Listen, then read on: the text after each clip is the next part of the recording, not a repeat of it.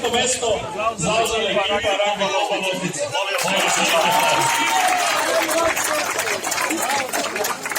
Treće mesto zauzela ekipa Ragbi kluba Zlomci.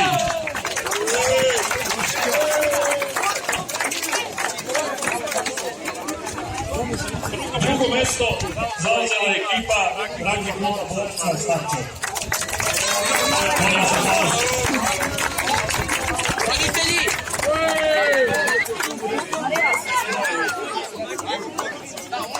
Dobro je što nisu sve bilo. Prvo mesto je zauzela ekipa Ragbi kluba Rad.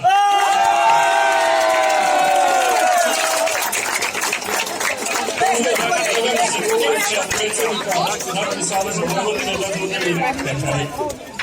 A ne, ček.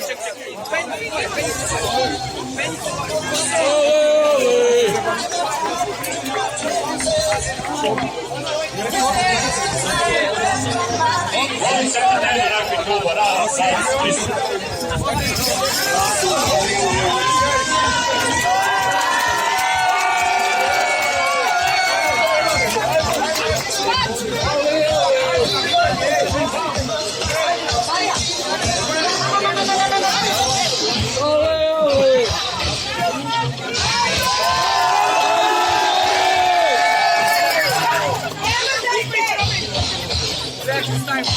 Također, zamolio bih da priđe Uroš Petronić iz Ragbi kluba Žarkovo da primi pekar za najboljeg strelca u konkurenciji.